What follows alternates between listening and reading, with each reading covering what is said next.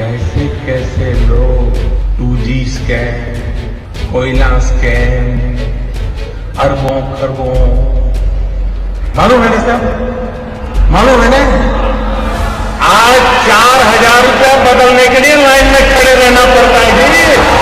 देश 50 दिन मेरी मदद करे, जोर से तालियों के साथ मेरी इस बात को स्वीकार कीजिए आप। नोटबंदी का कोई फायदा नहीं हुआ, एकदम विफल रहा, एकदम कोई सफलता नहीं। इसमें छोटे व्यापारी एकदम पूरी तरह से मारे गए। इस नोटबंदी से जनता आज तक उभर नहीं पाई है। बिल्कुल गलत ये फैसला था सरकार ने। जो ये सरकार का जो ये फैसला था वो काफी हद तक सही था। जैसे 15 लाख रुपए देने की बात कही गई थी, बाद में उसे जुमला कह नकारा गया, वैसे ही नोटबंदी है। नोटबंदी के जो फायदे देश को बता करके देश को कतार में लगाया गया, उन फायदे की तरफ देश दिख भी नहीं रहा है कहीं से। आम जनमानस इस नोटबंदी के निर्णय से ठगा महसूस कर रहा है। आज 8 नवंबर को हम एक तरीके से अब काला दिवस के रूप में देख रहे हैं। 8 नवंबर 2016 की उस रात टीवी पर प्रधानमंत्री नरेंद्र मोदी ने नोटबंदी का ऐलान किया तो सारे देश में उथल पुथल मच गई। एक ऐलान हुआ और चंद घंटे में हमारी आपकी जेब में, अलमारियों में, तिजोरी में, सेविंग्स में रखा सारा पैसा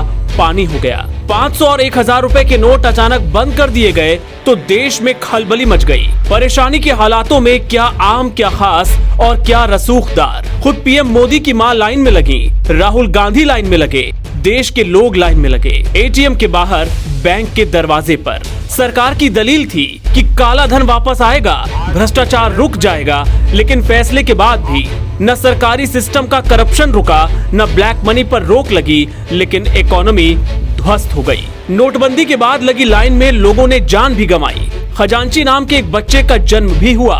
5 साल बाद यूपी के लोगों से हमने पूछा कि फैसला कितना सही था। प्रतिक्रिया मिली जुली मिली, लेकिन गुस्सा ज्यादा दिखा। नोटबंदी से काला धन वापस आने के लिए बोला गया था, लेकिन भ्रष्टाचार और बढ़ गया है और 2000 का नोट पूरी तरह से बाजार से गायब हो गया है। नोटबंदी का कोई फायदा नहीं हुआ, एकदम विफल रहा, एकदम कोई सफलता नहीं। एकदम बेरोजगारी बढ़ गई और नोटबंदी से छोटे दुकानदार सब तबाह हो गए। सब काला धन का दिन बढ़ गया है, कहाँ घटा है काला धन? काला धन अपने देश में वापस आया? अभी तक नहीं आया। कहे थे काला धन वापस आएगा, सबके खाते में 15 लाख रुपए जाएगा, कहाँ पहुँचा अभी तक? भारत सरकार ने ये जो भी नोटबंदी का फैसला लिया था, ये एकदम पूरी तरीके से विफल रही। इसमें छोटे व्यापारी एकदम पूरी तरह से मारे गए। इस नोटबंदी से जनता आज तक उभर नहीं पाई है। ना तो भ्रष्टाचार कम हुआ, ना तो काला धन आया, ऊपर से भ्रष्टाचार और बढ़ गया। जहाँ 100 रुपये घूस खाया जाता था, वहाँ 500 रुपये लोग घूस ले रहे हैं। जो सरकार ने निर्णय लिया था, इसका असर तो कुछ ना कुछ हो रहा है हर तरफ, ऐसी बात नहीं है। फिलहाल जो रोजगार के विषय में या सरकारी नौकरियों के विषय में है, उस पर काफ़ी अंकुश लगा है कि अब देखिए कोई भी नौकरी जो भी पा रहा है, भले बहुत सीमित संख्या में मिल रही है, लेकिन जिसको भी नौकरी मिल रही है वो बिल्कुल ईमानदारी से मिल रही है। जब ईमानदार व्यक्ति बिना पैसा दिए आएगा व्यवस्था में, तो वो ईमानदारी से ही काम करेगा। माननीय प्रधानमंत्री जी जो 5 साल पहले नोटबंदी का फैसला लिए थे, निश्चित रूप से अविस्मरणीय उनका फैसला था।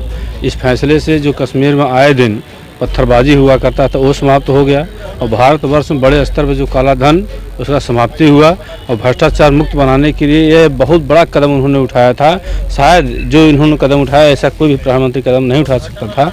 और इन्हीं कदम की बदौलत आज कश्मीर से लेकर पूरे भारतवर्ष में शांति व्यवस्था हो गई है।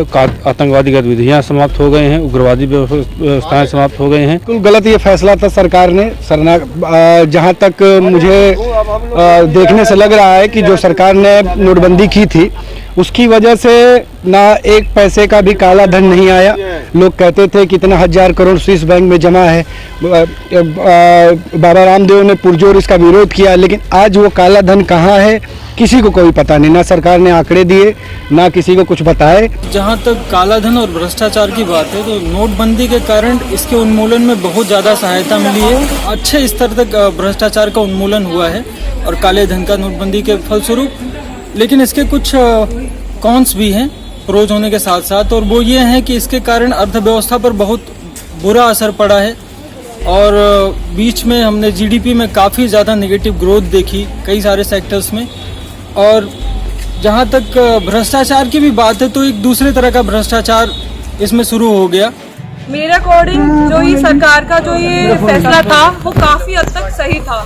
इससे काफी काला धन बाहर निकल कर आया और उस टाइम के लिए भ्रष्टाचार काफी कम हुआ, बट वो आज भी अभी भी है। भ्रष्टाचार मतलब नोटबंदी से पूरी तरह से खत्म नहीं हुआ। मुझे लगता है सरकार का ये फैसला बहुत ज़्यादा सही था, क्योंकि जैसा कि हमने उस समय जब नोटबंदी का समय चला था तो हमने देखा था कितना ज़्यादा सोशल मीडिया और न्यूज़ चैनल पे वायरल हुए थे कई सारे वीडियो कि पैसे कचरे में पड़े थे, नदियों में बहाए जा रहे थे। तो ये सब काला धन था जो बाहर निकल के आया, जो कि आम जनता तक नहीं पहुंचा था। लोग टैक्स चोरी करके अपने पास रख रहे थे, वो सब बाहर निकला। तो मुझे लगता है काफ़ी हद तक ये सही था।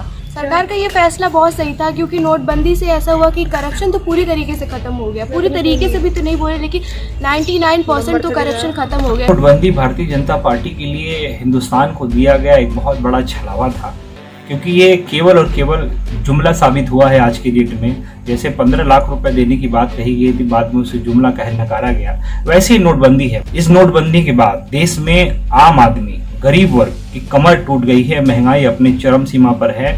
नोटबंदी के बाद मुझे लगता है कि देश में जो आम जनता के पास नोट थे, वो सारा और सारा इन पूंजीपतियों के हाथ में भेजने का काम अगर किसी सरकार ने किया है तो भारतीय जनता पार्टी की सरकार ने किया है। न नोटबंदी से फेक करेंसी रुकी, न इससे टेररिज्म रुका, न इससे भ्रष्टाचार रुका। और हमको तो लगता है कि बेरोजगारी बढ़ गई, महंगाई बढ़ गई और लोगों की नौकरियां जा रही हैं, अर्थव्यवस्था चौपट हो गया, जीडीपी गिरती जा रही है, देश के अंदर महंगाई अपने चरम पर है।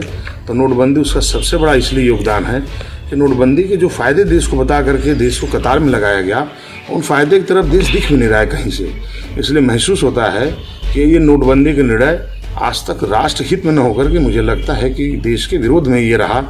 इससे देश बहुत पीछे जा रहा है। जो ये निर्णय था, ये स्वयं के लिए निर्णय लिया गया था, अपने पूंजीपति मित्रों के लिए लिया गया निर्णय था, जिससे कि सिर्फ और सिर्फ फायदा भारतीय जनता पार्टी को पहुंची।